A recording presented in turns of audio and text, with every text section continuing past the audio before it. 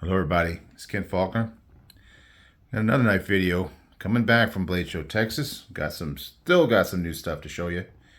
And it's been a blast after about a month. Uh, Besides that, a lot of good things happening this week. Things kind of turned around.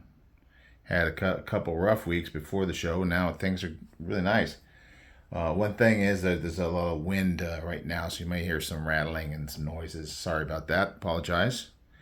500 subs. I didn't check today, but last I looked, I'm over 500 subs, and I was like hanging at 489 for like the longest time, and I'm used to that. I mean, I've seen that before, and all of a sudden it just burst up. So I don't know where I am right now. Maybe it's because I'm showing new knives. Maybe it's those shorts I did at the Blade Show. I know that people like to see those, even if my low quality ones. So anyway, whatever it is, it's good. 500 subs. We're gonna get that giveaway together. I'm a little bit behind, caught flat-footed on this because I was thinking that I was just gonna sit there for a while at 490-ish, but now we're there. Gotta move forward. So hopefully I'll get that stuff all squared away this week, and maybe next week we'll get that 500K giveaway. Another thing happened. I won a giveaway. I don't know if you've heard me not so much complain, but it was funny because for a while I was winning so many giveaways that everybody would comment whenever there was a giveaway, and I was in a live say, "Oh, Ken's gonna win this giveaway," and I got that over and over again. And then for the longest time, I haven't really won hardly anything. I actually won a giveaway, and for whatever reason, I never even got what I won. Not worried about it. Not a big deal. But so anyway, I know because it's from Nick. He's a good friend. We were talking today, and he's going to send that stuff out. So I'll have some more knives to show. Also got a really cool package from a viewer who's preferring to be anonymous, and got some cool knives in that one too. So I am loaded with new knives to show you guys. So we'll be doing that. Those ones from the viewer, those are definitely going into giveaways. So I'm that'll be rolling into the next few coming up, and some good ones. Speaking of good ones, got Emerson here, Emerson Knives.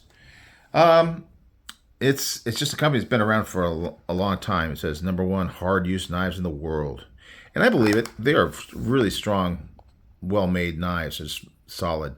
Market Skinner SF. And that was just like sitting there looking through the glass at the show. I didn't have a particular one. There were some that I've thought about, but I haven't really seen all the stuff they have. You really don't see them a lot anywhere. Emerson Knives. Made in USA. Every time you pick up an Emerson knife, you know I've got your back. Ernest Emerson. I will not fail, and I will never let you down. This I promise. Emerson Knives. So yeah, this company has been around for a long time. Custom knives. Obviously, this is production because I'm not at that custom range yet. Not cheap knives, but not like Hinderer price or Chris Reeve price. That's for sure. So here's all the stuff that comes in it. America's Knife Company. They are definitely proud to be USA made. Definitely. Famous in the worst places. So a lot of military stuff going on. I think Ernie Emerson did some training of military people. I've seen interviews with him. My memory's not great. But then there's stuff, all kinds of stuff. This is more than just like a warranty card. There's all kinds of stuff about these knives. So you can see they got this, the chisel grind shown there, and I was kind of interested in a chisel grind, but I really didn't see anything I was interested. But even this V grind that they have, where it's bevel on both sides, the edge is like a chisel, so it's a little, so you can kind of see how they grind their edge. It's only so when you go to sharpen it, you're only sharpening it on one side. I guess you can strop the other side, you just lay it flat against that flat side. There's a sticker, Emerson Knives, and here is the knife, the let's see, the Market Skinner SF. And you can tell when you look at the knife that it is a kind of a Skinner shape, a little bit like a Nesmuk up here. I'm fond of that shape, really. Kind of Scandi, almost like a saber because it's kind of tall here. And then there's that secondary bevel there, where on this side it just comes down to the cutting edge. Putting fingerprints on it for you there. Sorry about that. A couple things they're known for: the wave feature. You've seen it on other knives. I've had it on a few knives over the years, but this is the first Emerson knife, actual Emerson knife that I've owned. Oh, and there's Alexa. Oop, don't say anything. Yeah, there's all kinds of noises in the background today. It's just like that sometimes. So anyway, they got a lot of labeling on there, but that's kind of their thing. I mean, that's what they look like, and that's what you expect. That G10. One thing I didn't expect about that G10 is that it is super grippy. I mentioned that on the video where I was showing all the knives, but man, it's just unbelievable. I mean, like you know, Spyderco's. They do have a very grippy sort of feel, but this has got next level, like amazing jipping type feel, but very tiny and not so rough, like sandpaper in a way. I haven't had any problem going in and out of the pocket. You got this clip, nothing fancy about it. Definitely not deep carry. Got plenty of room up here. It retains well, and it's easy to get in and out of the pocket. Plenty of room underneath. So no problem with pinching on the material or anything like that. So I haven't had a problem with it. And then the wave feature works really well when you pull it out of the pocket. So obviously it's closed when it goes in the pocket. This is on the side that's on the edge of your pocket, and nothing happens until you get to the point, because it's up here, and nothing happens until you get almost all the way out of your pocket, and then it catches here, and then it flicks open. So as you're coming out, it's pretty a seamless process. If you haven't ever used one before, it's quite smooth action. Sometimes takes a little while to get used to. Also, another thing is that a lot of times, if you're just trying to take out your pocket to show your friend, it may just open up on you unless you're careful about it. And what I do with that is when I'm doing it, I reach down enough that I can grab the blade and pull it out, and that way, even if it grabs, I'm still holding the blade closed. But that's just from trial and error type thing. Carried it today just to get ready for the video, yeah, cuts well. Definitely cuts well.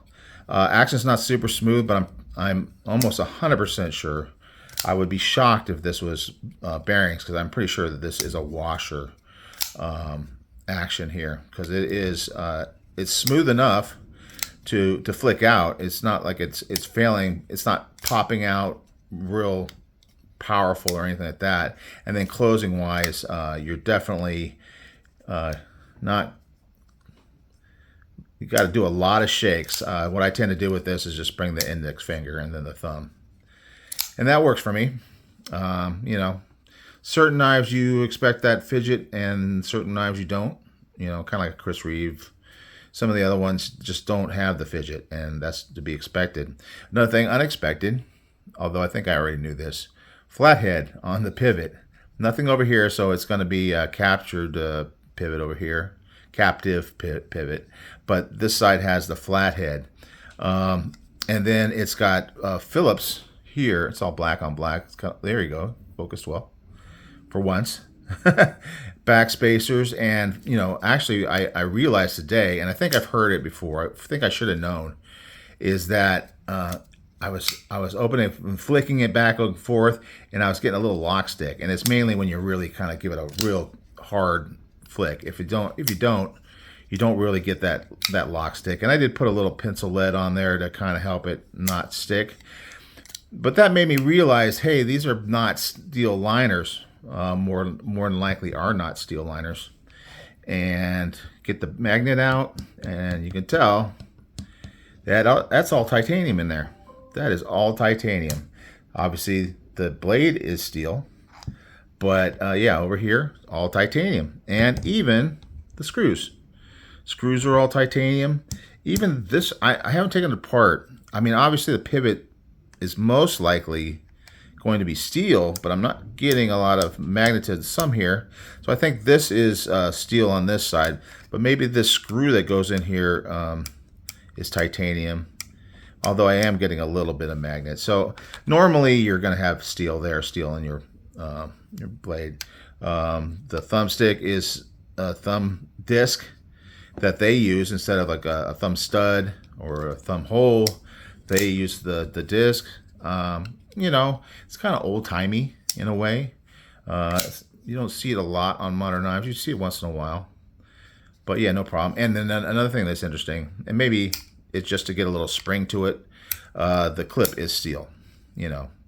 But I don't know enough about metallurgy and stuff like that. I mean, I know that titanium is light and strong, but I know that steel, I think, is more springy. And so I think that's why this is probably a spring steel. I don't know if you can get as much springiness out of titanium.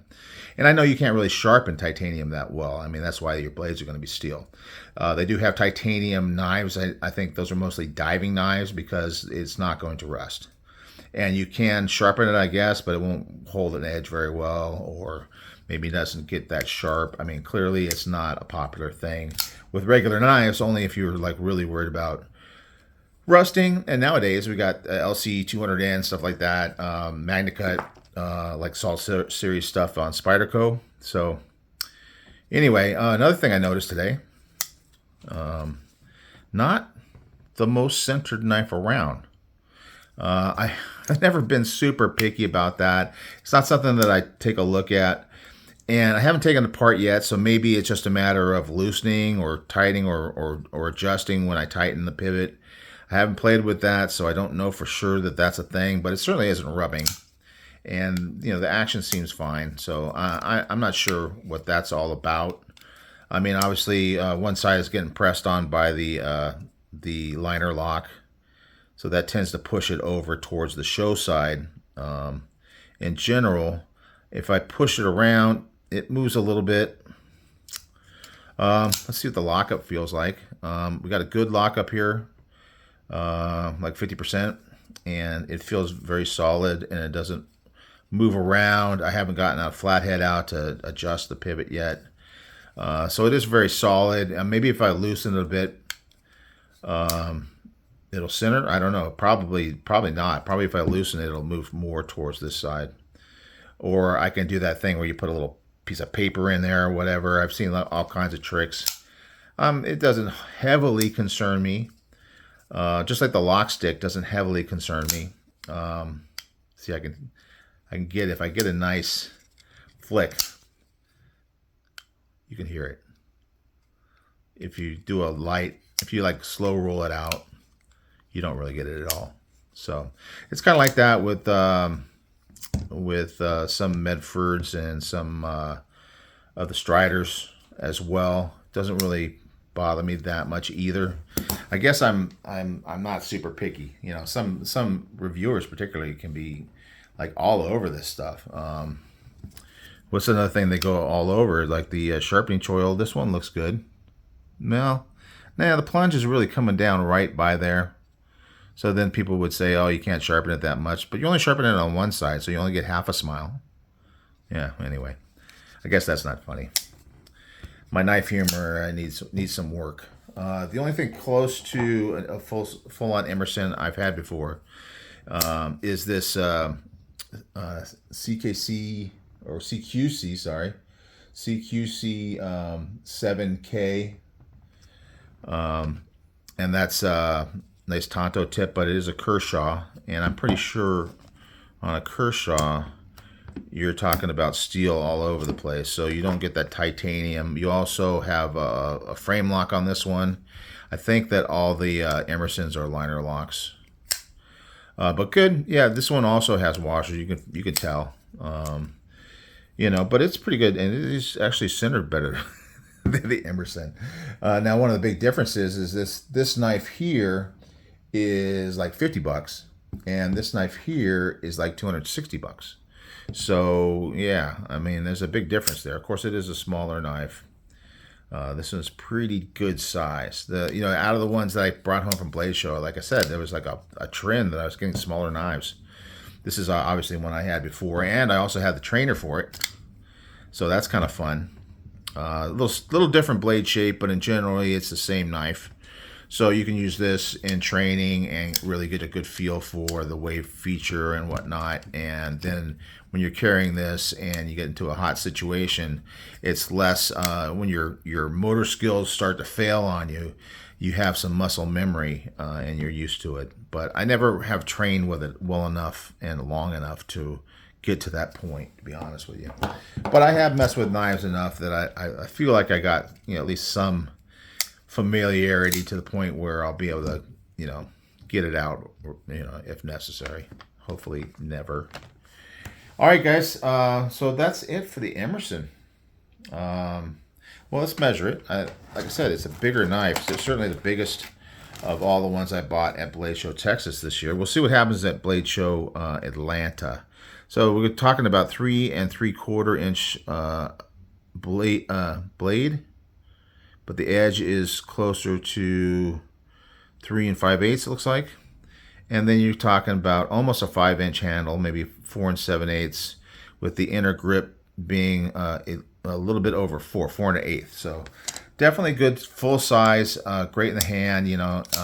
If you want to use it as a fighting knife, I guess as a skinny knife, it might be really important too, because you may get really gross and slippery, but you got this incredible grip. I mean, this one has got some texture on it, but man, it feels more like a regular Spyderco. But this one here, I mean, I just can't even describe it to you. It's shocking how grippy it really is, and it seems like it's like in one direction, like this way, not so much, but this way, it's more grippy. I don't know. Anyway, it's pretty cool. I really like it. I'm glad I got one. I don't know if I'll be a collector of Emerson Knives or not, but I did want to get one in the collection. When you become a collector, you have different things that you're interested in, and this is one. Some of these knives, like the Bucks and some of those classics, the K-bars and those kind of things. Those ones just historically kind of makes you want to have one in your collection, and really understand when people are talking about them, because people talk about them. They're just well known. You have some experience with it, and that's what I kind of like. So. Anyway, number 1 hard use knives in the world. There you go, Emerson, the Market Skinner. And all right, guys, that's it for tonight. So I'm gonna upload this guy, and we'll keep moving towards the weekend. And I will see you on the next one. Bye.